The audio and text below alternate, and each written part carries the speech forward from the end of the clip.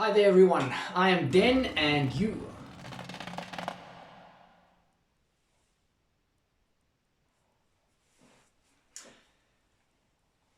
Hi everyone, I am Den and you are watching Den of Horror, where I celebrate.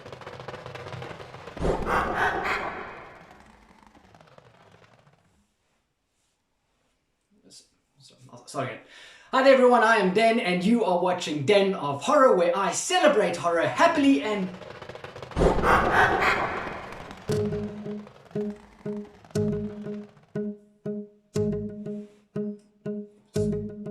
Sorry, just give me a moment. Okay, I'll be back.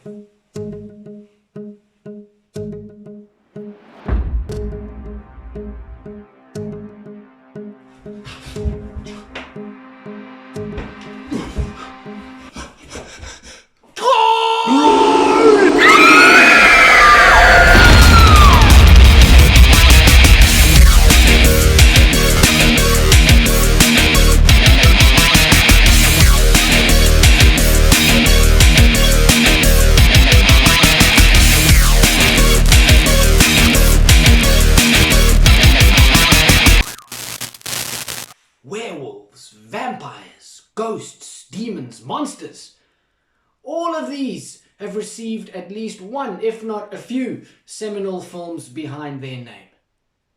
But of all the archetypal monsters from our favorite fairy tales or movies, the troll has been relegated right down to the bottom of the Blu-ray buy one get six free bin. Fairy tales have been far kinder to the poor old troll than film has. Until now.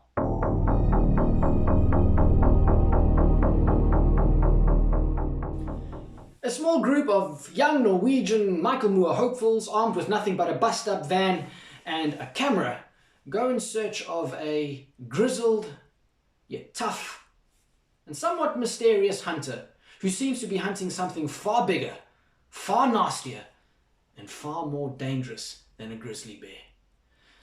You know what, fan of horror? Let me be straight with you. There is so much more to like about this unconventional and fun film than just the very impressive trolls. By now we've all seen that whole found footage, documentary, mockumentary style of horror movie. I mean, it's nothing new, it's practically become a subgenre all on its own. But I believe that with Trollhunter, Andre Øvredal has rejuvenated the style that, again, this is just my opinion, I don't want to, offend anybody here, but I think that all found footage styles become a little bit tired and overdone, but kind of predictable, and worst of all, it's become kind of ineffective. Always feels a bit gimmicky, at least to me. But Trollhunter does not feel gimmicky. And I think it's because Andre Øvredal has used the style to, not as a gimmick, but to tell the story. He's used it to enhance the story. It's a simple story, he's got really interesting characters, and he uses that whole style to create something that's genuinely intriguing, genuinely ominous, and leaves you wanting to know what the heck is hiding in the shadows. What is lurking in the vast and dark Norwegian forests? The film asks this question very early on, but does a brilliant job of taking its time to answer. No, I love that. I'm sorry I'm getting a little bit enthusiastic, but I like it when a horror movie doesn't try and hook me from the very first scene with a bunch of, half-naked teenagers and buckets of blood and gore and a jump scare every second. No. Rather, Trollhunter takes its time to build attention, genuinely leaves me curious as what's going to happen next. Drops these subtle and interesting little clues along the way. Like what created those big claw scratches or marks in the hunter's Land Rover? What are all these bunches of herbs hanging all over the show for? And why do the Norwegian authorities keep telling us that those massive paw prints in the mud are from a grizzly bear? The locals aren't buying it. Neither am I. Horror and humor, two contrasting elements that often go hand in hand. It's almost as if The humor in a horror movie serves to alleviate some of the tension that has been building up. Now, in Trollhunter, this is done to perfection. The humor is natural, it never feels heavy-handed or slapstick, which, I'm a big fan of the more subtle, sort of natural kind of humor. You wouldn't say it from the way that I present, but anyway. What the movie also does well as far as the humor goes is that it's kind of sharp and satirical. And I think they're kind of poking fun at Norwegian bureaucracy a little bit.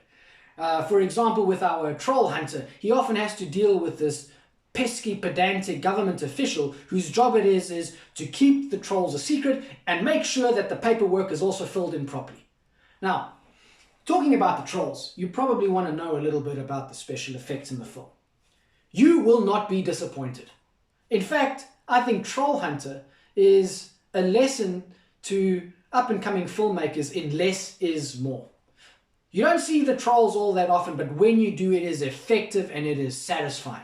You always buy that what you are seeing on the screen really exists. And what I love about it, and I also think it needs to be mentioned, is the actual design of the trolls. They really bring to life those trolls that we remember seeing in our favorite fairy tale books. They bring them to life in a way that is exhilarating. And you know what? Exhilarating and downright scary sometimes. And I'm sticking to that story because I was actually scared. I don't care if you're not, but I was. So if you don't get scared at the trolls, then good for you, you're the tough guy. You're the tough guy. I'm not the tough guy. Sorry about that. The performances in the film simply have to be mentioned because they were spot on. Now, I feel it's quite important to tell you who these actors are. I mean, you could go and check them out yourselves, but I feel that it's my job to actually say their names because I feel that their names deserve to be said out loud. And I really tried to say them out loud, but my grasp of the Scandinavian languages is absolutely pathetic at best. So I'm sorry, I had to read them. Thomas Elf Larsen, Johanna Mork, Johanna Mork, and Hans Martin Hansen. All of them shine. I'm sorry about that bad pronunciation, but you guys were great. You should know it. You're great. But our grizzled, tough as a bear trap, and probably very foul-smelling Trollhunter Hans almost steals the show from the actual trolls. Otto Jespersen is absolutely great in this movie. I mean, he grumbles and scowls his way through this film and becomes more and more endearing as he does so. Every horror movie has got to have at least one moment of awesome horrorness. This movie has a few. About 3/4 of the way into the film, our ragtag group of filmmakers find themselves in the lair of a horde of trolls. Is it a horde? A horde of trolls? Or is it a gang? Gang of trolls? A school? A flock? A troop? A bucket of trolls? A picnic? I don't know. If you guys know what it is, just write it in the comments for me. Anyway, the scene starts out answering the question that I've always wanted to know the answer to: do trolls fart? And it quickly escalates into an encounter of truly, truly terrifying proportions as well as dire consequences. Okay, so some things to consider. For all you people who don't understand Norwegian, like me, you are going to have to watch this film either dubbed or with subtitles down at the bottom. I personally prefer watching a film in the original soundtrack with the subtitles at the bottom, but I did watch the dubbed version too, and the dubbed version is absolutely fine. I do recommend, however, the original soundtrack. Something else to consider is the trailer. Now, I found the trailer to be a little bit misleading. It kind of suggests or implies that the film is this Blair Witch Project sort of troll massacre kind of film. It really isn't that. Now, I've got nothing against the Blair Witch Project. I love the film, and I also love B-grade horror. But I'm just here to tell you that Trollhunter isn't that. It's not the Blair Witch Project, and it is certainly not a B-grade horror movie. There is something, and I mean this in the most positive light, something very sophisticated about it, something completely different and unconventional about it. Something else to consider is that if you are a fan of heavy, serious horror, then maybe Trollhunter is going to be a little bit too tongue-in-cheek for you. It also doesn't quite reach those primal, serious, heavy levels of fear and horror that the Blair Witch Project does, for example, or Paranormal Activity. But then again, is that the point of this movie? Is that what the movie was trying to do? I don't believe that it was. I think that there's something completely unique. It's a one-of-a-kind kind of movie, and I think that fans of horror are going to appreciate this, as well as fans of everything else. You know, if you're a fan of cars, you're going to like it. Or stamps, you know, peanuts, little stones, shells. I don't know what you're a fan of. Write it in the comments. If you're a fan of those things, you're still going to enjoy the movie. So, should you watch Trollhunter if you haven't seen it already? Yes, absolutely. Go and stream it, watch the Blu-ray, get the DVD, if you still believe in those kinds of things. And if you have seen it, go and watch it again. I've watched this movie 5 times and I enjoyed more every single time. The movie mixes Scandinavian and troll folklore with an interesting story, as well as very, very impressive special effects. It's a one-of-a-kind kind of movie. It's unconventional, it's cool, it's sophisticated, and there's just something so incredibly fun about it. Right, now this is Den of Horror. I am Den, and if you like my thoughts or my review, if that's what you want to call it, on Trollhunter, please drop me some love in the comments, and if you didn't like it, you can drop me some hate too.